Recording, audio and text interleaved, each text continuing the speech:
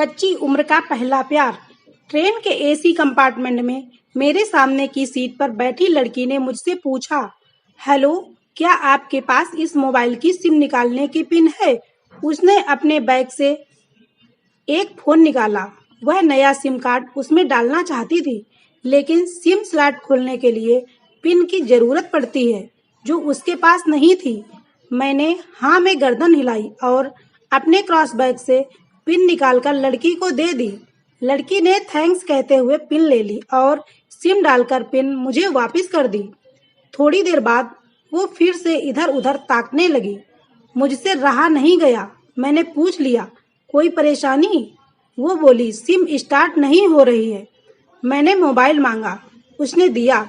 मैंने उससे कहा कि सिम अभी एक्टिवेट नहीं हुई है, थोड़ी देर में हो जाएगी।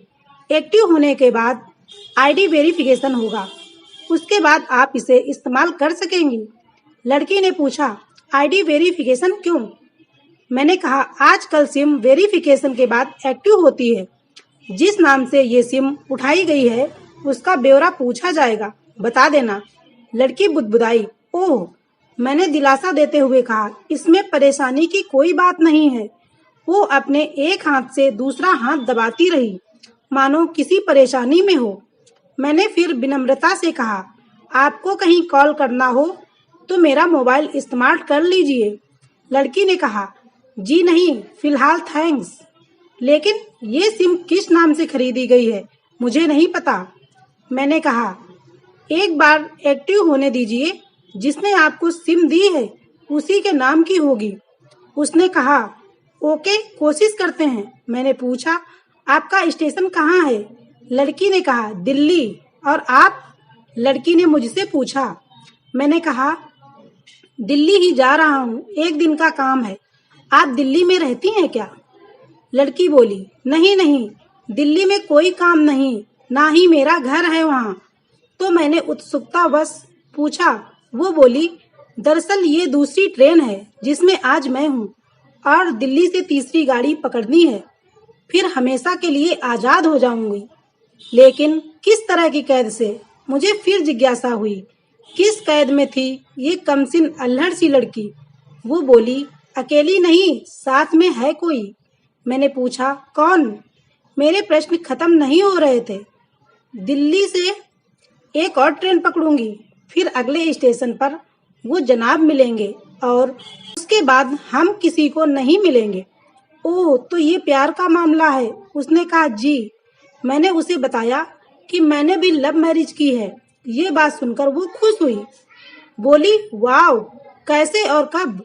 लव मैरिज की बात सुनकर वो मुझसे बात करने में रुचि लेने लगी। मैंने कहा, कब, कैसे, कहाँ, वो मैं बाद में बताऊंगा, पहले आप बताओ, आपके घर में कौन कौन है? उसने होशियारी बरतते हुए कहा, वो मैं आपको क्यों बताऊं? मेरे घर में कोई भी हो सकता है।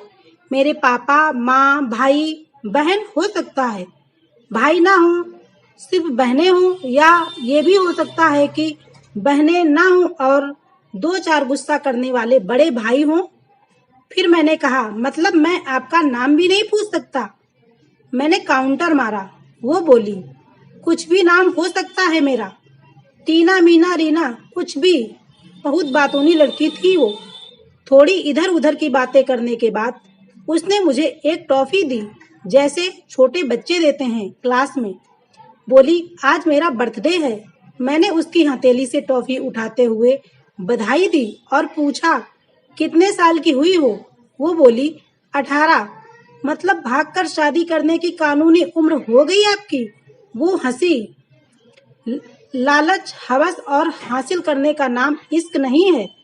इश्क समर्पण करने को कहते हैं, जिसमें इंसान सबसे पहले खुद का समर्पण करता है, जैसे तुमने किया। लेकिन तुम्हारा समर्पण हासिल करने के लिए था, यानी तुम्हारे इश्क में लालच की मिलावट हो गई। लड़की अचानक खो सी गई। उसकी खिलखिलाहट और खिलंदड़ापन एकदम से खामोशी में बदल गया। मुझे लगा मैं कुछ ज्यादा बोल गया, फिर भी मैंने जारी रखा। मैंने कहा, प्यार तुम्हारे पापा तुमसे करते हैं। कुछ दिनों बाद उनका वजन आधा हो जाएगा। तुम्हारी माँ कई दिनों तक खाना नहीं खाएगी। ना पानी पिएगी, जबकि आपको अपने आशिक को आजमाकर देख लेना था ना, तो उसकी सेहत पर फर्क पड़ता ना दिमाग पर। वो अक्लमंद है, अपने लिए अच्छा सोच लेता। आजकल गली मोहल्ले के हर तीसरे लौंडे लपाटे को जो इश्क हो जाता है, वो इश्क नहीं है, वो सिनेमा जैसा कुछ है। एक तरह की स्टंटबाजी, डेयरिंग, अलग कुछ करने का फितूर, और कुछ नहीं। लड़की का चेहरे का रंग बदल गया। ऐसा लग रहा था वो अब यहाँ नहीं है, उसका दिमाग किसी अतीत में टहलने निकल गया है।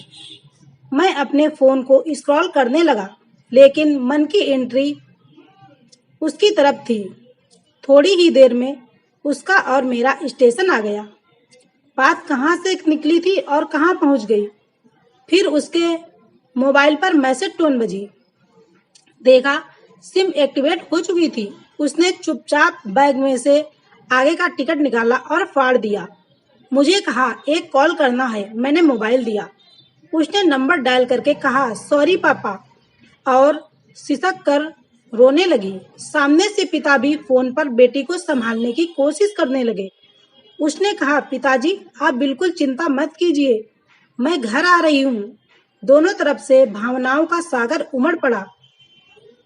हम ट्रेन से उतरे। उसने फिर से पिन मांगी। मैंने पिन दी। उसने मोबाइल से सिम निकालकर तोड़ दी और पिन मुझे वापस कर दिया। ये कहानी देश की सभी बेटियों को समर्पित है। ये मेरा दावा है कि माता पिता से ज्यादा तुम्हें दुनिया में कोई प्यार नहीं कर सकता है। कहानी कैसी लगी आप सभी को? कहानी अच्छी लगी हो तो वीडियो को लाइक करें, चैनल को सब्सक्राइब करें और एक प्यारा सा कमेंट जरूर कर दें। मिलते हैं अगली कहानी में, तब तक के लिए जय हिंद, वंदे मातरम।